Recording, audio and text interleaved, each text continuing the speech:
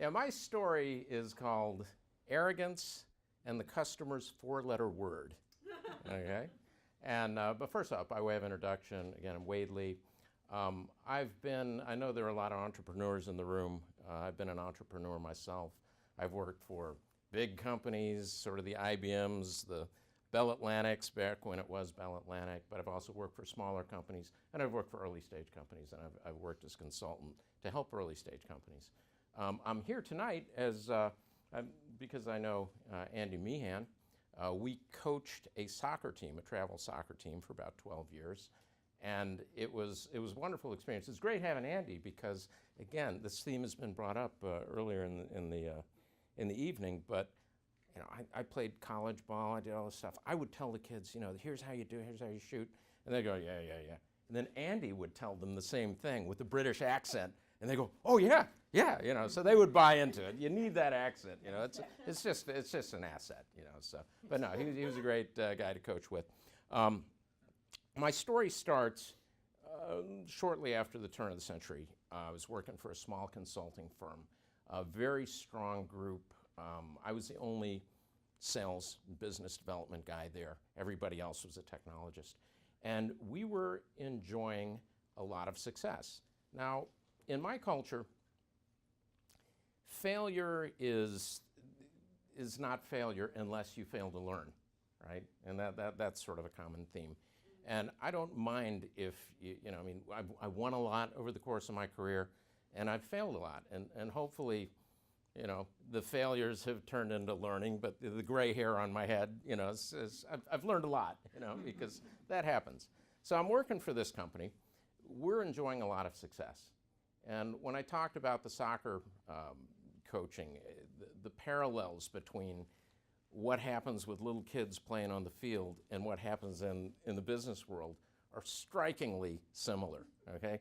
And one of the things that I always talked about with my kids was you learn a lot more when your team is getting beat. You know, anybody can look like, you know, a good guy when you're up 5-0, right?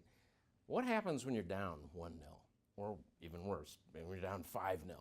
Or what happens when you've lost that fourth consecutive game? You know, who are the kids that are sucking it up and not quitting? And who are the kids that are giving up? Or who are the kids that are blaming everybody else and pointing fingers, right? That's when you see, you know, the true character. So I'm working for this company. We're doing well. We wind up the first year eligible making the Philly 100 list. And again, it's not a big company. It's maybe 20 people. The next year we make it again. The third year we make it again. So we're riding high. You know, we're on top. We're up 5-0. Okay. Then two things happened that sort of changed the whole just, you know, complexion of everything. One is the CEO starts to believe his own press clippings, you know, and all of a sudden we used to be a company that was like, we won't fail. You know, we won't fail. And then he kind of took this attitude as, we can't fail. And there's a huge difference between we won't fail and we can't fail, right? So he started to take on that a little bit of arrogance. Then he goes out and he invests millions of dollars to get a custom home built for himself, okay? So yeah, it's turning into one of those, right? So he's spending a lot of money. Then the second thing that happened was the recession started to hit. Now the screws start to tighten a little bit, okay? What do? Well, he cuts salaries. Okay, well, you know, so people are still kind of willing to hang in. Then the next thing he starts doing is going to the clients and telling them, I'm raising your rates, you know, and in recessionary times, not necessarily the best thing you can do, right? So I have conversations with him, like, I don't think this is a real good idea, but he's not listening. He's not listening at all. So as things progress, it's just getting a little bit uglier, a little bit uglier. The recession's hitting a little bit harder, and customers start to leave. So I walk into his office, we're talking. He looks at me, he says these words that I just will forever be, you know, emblazoned in my brain. He says, they're not gonna leave. And that's when the customer's four-letter word, you know, enters my brain. And it's not what you think, right? If I ask you, I said, no, the customer's four-letter word is next, you know, oh, you want to raise my rates, 40%. Oh, I see. Yeah, no, yeah. Thank you very much. We'll think about it.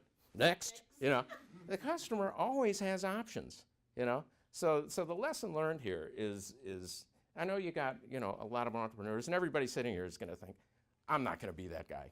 Well, he wasn't going to be that guy either until it happened, right? Yeah. So it just kind of that word to the wise. Always understand that, you can't go down that path, and you've got great assets within your company. The second lesson learned to me is, your secret sauce may be, the personal touch that you bring to your business, the passion that you bring to it. But one of the assets that you never overlook is your client, especially in the early stage space. Your client may be your biggest asset.